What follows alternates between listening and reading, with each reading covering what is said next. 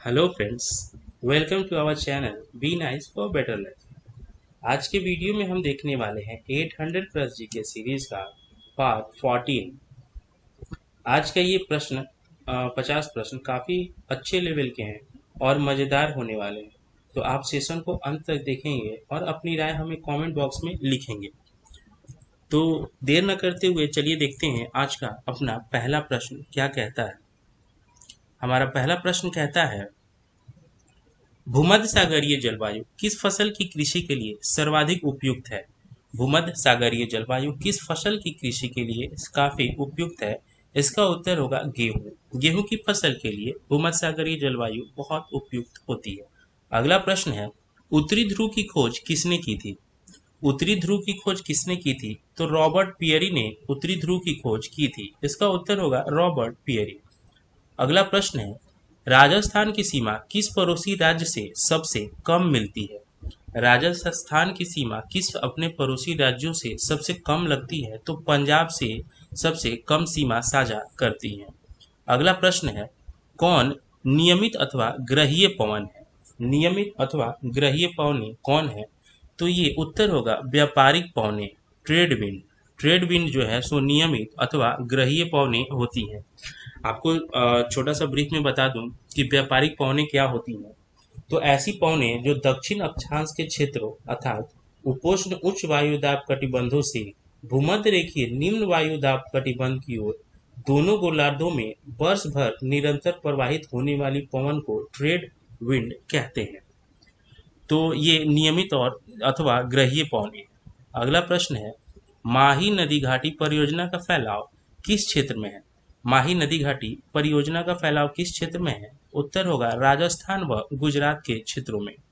अगला प्रश्न है, भूकंपीय तरंगों का मापन किस यंत्र द्वारा किया जाता है? भूकंपीय तरंगों का मापन किस यंत्र द्वारा किया जाता है? तो ये सिस्मोग्राफ द्वारा किया जाता है। भूकंपीय तरंगों का मापन सिस्मोग्राफ द्वारा किया जाता है। अगला प्रश्न है, चक्रवातों की उत्पत्ति से संबंधित ध्रुवीय वताग्र सिद्धांत का प्रतिपादन किसके द्वारा किया गया है? चक्रवातों की उत्पत्ति से संबंधित ध्रुवीय वताग्र सिद्धांत किसके द्वारा दिया गया है? तो ये थे जे वर्कनीज। जे वर्कनीज उत्तर होगा जे वर्कनीज। अगला प्रश्न है, भारत में नमक की प्राप्ति मुख्य रूप से किस स्रोत से होती है? नमक की प्राप्ति भारत में मुख्यतः सागरीय जल, चट्टानी नमक की परतें, झील व मृदा जल से स्रोतों से प्राप्त होती है। अगला प्रश्न है, भारतीय वन सर्वेक्षण विभाग की स्थापना कब की गई थी? तो इसका उत्तर होगा 1981 में भारतीय वन सर्वेक्षण विभाग की स्थापना की गई थी।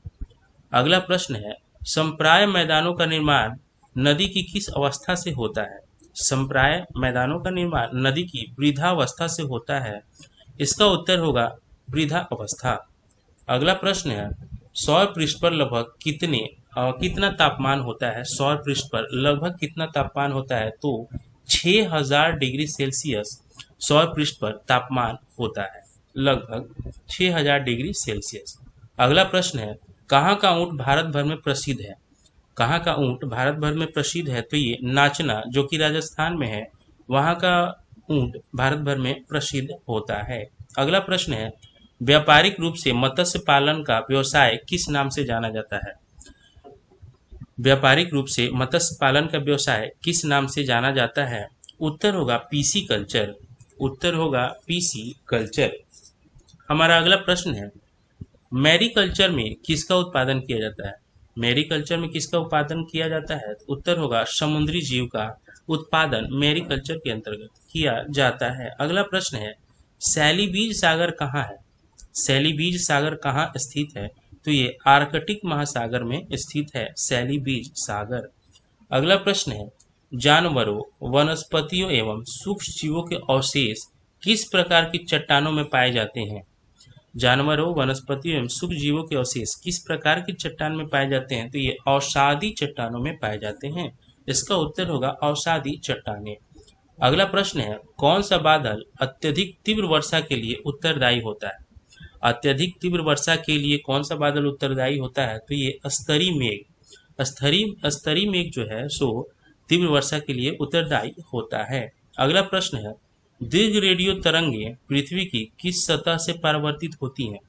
दीर्घ रेडियो तरंगे किस मंडल से, वायुमंडल के किस मंडल से परावर्तित होती हैं? तो ये आयन मंडल से परावर्तित हो जाती हैं। अगला प्रश्न है, सूर्य के सबसे पास कौन सा ग्रह है? सूर्य के सबसे पास कौन सा ग्रह है? उत्तर होगा बुध ग्रह। उत्तर होगा बुध ग्रह। अगला प्रश्न है, सदाबहार वन पाए जाते हैं, सदाबहार वन पाए जाते हैं, उत्तर होगा विषुवतीय क्षेत्रों में। सदाबहार वन विषुवतीय क्षेत्रों में पाए जाते हैं। अगला प्रश्न है, किसे भूमध्य सागर की कुंजी कहा जाता है? भूमध्य सागर की कुंजी किसे कहा जाता है? तो ये जिब्राल्ट जल संधि को भूमध्य सागर की कुंजी कहा जाता है। अगला प्रश्न है, गोवा की राजधानी पणजी किस नदी के किनारे स्थित है? पणजी शहर जो है, जो कि गोवा की राजधानी है, वो किस नदी के किनारे स्थित है? तो ये मांडवी नदी के किनारे स्थित है पणजी। इसका उत्तर होगा मांडवी। अगला प्रश्न है, सीमेंट कारखाना बिहार राज्य में कहाँ स्थित है? सीमेंट कारखाना बिहार राज्य में कहाँ स्थित है? तो ये रोहतास जिले के डालमिया नगर में स्थित है। रोहतास जिले के डालमिया नगर, जो कि डिहरी ऑन सोन के पास ही होता है, पड़ता है, तो वहाँ स्थित है। अगला प्रश्न है, कांगड़ा, लाहौल तथा स्पीति घाटियाँ किस हिमालय में स्थित हैं? कांगड़ा, लाहौल तथा स्पीति घाटियाँ पंजाब हिमालय में स्थित हैं। उत्तर होगा इसका पंजाब हिमालय। अगला प्रश्न है, काराकोरम पर्वत श्रेणी जो जम्मू एवं कश्मीर राज्य में स्थित है का पूर्व नाम क्या था?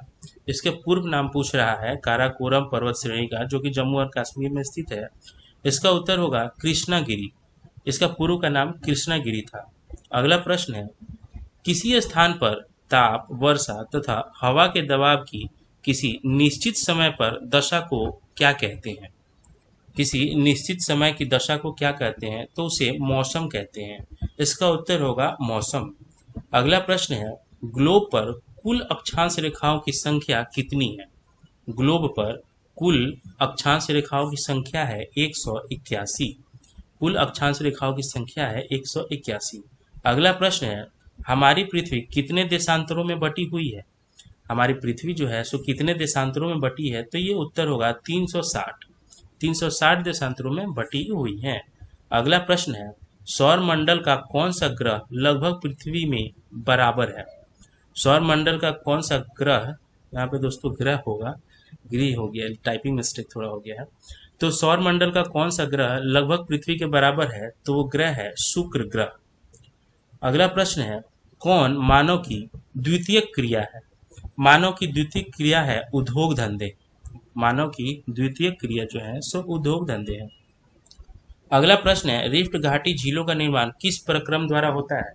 रिफ्ट घाटी झीलों का निर्माण किस प्रक्रम द्वारा होता है? तो ये पटल विरूपण द्वारा होता है। इसका उत्तर होगा पटल विरूपण। अगला प्रश्न है, दुग्ध उत्पादन में किस देश का प्रथम स्थान है? दुग्ध उत्पादन में किस देश का? तो उत्तर होगा भारत का प्रथम स्थान है। अगला प्रश्न है, रिहांद बांध किस नदी की सहायक नदी पर बनाया गया है? रिहांद बांध किस नदी की सहायक नदी पर बनाया गया है? तो उत्तर होगा सोन नदी का। इसका उत्तर होगा सोन नदी। अगला प्रश्न है, सतत और सही दिशा की रेखा के गुणधर्म को बनाए रखने में किस प्रक्षेप का उपयोग किया जाता है? सतत और सही दिशा की रेखा के गुणधर्म को बनाए रखने में किस प्रक्षेप का उपयोग किया जाता है? उत्तर होगा मर्केटर। इसका उत्तर होगा मर्केटर। अगला प्रश्न है, सौर मंडल का सबसे चमकीला ग्रह कौन सा है? सौर मंडल का सबसे चमकीला ग्रह है शुक्र ग्रह। सौर मंडल का सबसे चमकीला ग्रह है शुक्र ग्रह। अगला प्रश्न है, कौन द्वितीय प्रदूषक है? कौन द्वितीय प्रदूषक होता है? इसका उत्तर होगा ओजोन जो है सो द्वितीय प्रदूषक होता है। अगला प्रश्न है, बीकानेर नहर किस नदी से निकाली गई है? बीकानेर नहर जो है वो सतलज नदी से निकाली गई है। इसका उत्तर होगा सतलज। अगला प्रश्न है, किसको अभी हाल ही में राष्ट्रीय झील संरक्षण परियोजना के अंतर्गत सम्मिलित किया गया है? राष्ट्रीय झील संरक्षण परियोजना के अंतर्गत हाल ही में जिसे सम्मिलित किया गया है वो है ऊटी। उत्तर होगा ऊटी। अगला प्रश्न है, कौन सी नदी रिफ्ट घाटी से होकर बहती है? कौन सी नदी जो है रिफ्ट घाटी से होकर बहती है? तो नर्मदा नदी जो है सो रिफ्ट घाटी से होकर बहती है। उत्तर होगा नर्मदा। अगला प्रश्न है, मीठे पानी की कल्पसर परियोजना अवस्थित है कहाँ? मीठे पानी की कल्पसर परियोजना अवस्थित है गुजरात में। इसका अगला प्रश्न है, किस मृदा को कम सिंचाई की आवश्यकता होती है? किस मृदा को कम सिंचाई की आवश्यकता होती है? तो काली मिट्टी, काली मृदा को जो है सो कम सिंचाई की आवश्यकता होती है। अगला प्रश्न है, जंगली गधों का अभ्यारण्य कहाँ है? जंगली गधों का अभ्यारण्य कहाँ स्थित है? तो ये गुजरात में स्थित है। इसका उत्तर होगा गुजरात। अगला प्रश्न है, मणिपुर का अधिकांश धरातल है। मणिपुर का अधिकांश धरातल कैसा है? तो अधिकांश धरातल मणिपुर का पर्वतीय है। इसका उत्तर होगा पर्वतीय। अगला प्रश्न है, भारत में किस राज्य में सर्वाधिक ग्रामीण साक्षरता पाई जाती है? किस राज्य में सर्वाधिक ग्रामीण साक्षरता पाई जाती है? तो ग्रामीण साक्षरता जो है सो गोवा में सबसे अधिक पाई जाती है। अगला प्रश्न है, विश्व का सबसे व्यस्त समुद्री रास्ता कौन सा है? विश्व का सबसे व्यस्तम समुद्री रास्ता है उत्तरी अटलांटिक महासागर। उत्तरी अटलांटिक महासागर। अगला प्रश्न है, समान वर्षा होने वाले क्षेत्र को जोड़ने वाली रेखा कही जाती है। समान वर्षा होने वाले क्षेत्र को जोड़ने वाली रेखा कही जाती है आइसोहाइट। आइसोहाइट। हमारा अगला प्रश्न है, देशांतरीय दूरी 1 घंटे के किस समय अंतराल के बराबर होती है? देशांतरीय दूरी 1 घंटे के 15 डिग्री समय अंतराल के बराबर होती है। इसका उत्तर होगा 15 डिग्री। अगला प्रश्न है, किस विद्वान को भूगोल का पिता कहा जाता है? किस विद्वान को भूगोल का पिता कहा जाता है? तो हिकैटियस को भूगोल का पिता कहा जाता है। उत्तर होगा हिकैटियस। अगला प्रश्न है, किसे भोर का तारा कहा जाता है? किसे भोर का तारा कहा जाता है? तो शुक्र ग्रह को ही भोर का तारा भी कहा जाता है। हमारा आज का आखिरी प्रश्न है, भारत की सबसे बड़ी नदी घाटी परियोजना कौन सी है? भारत की सबसे बड़ी नदी घाटी परियोजना है भाखरा नांगल परियोजना। दोस्तों, आपको बताना है, कमेंट बॉक्स में लिखना है कि भाखरा नांगल परियोजना किस नदी पर स्थित है और ये किस स्टेट में ये परियोजना स्थित है। ये हमें अपने कमेंट बॉक्स में लिखें। दोस्तों, आज का वीडियो कैसा लगा आप हमें ये भी कमेंट बॉक्स में लिखें, और वीडियो को देखने के लिए बहुत बहुत धन्यवाद। Thank you so much.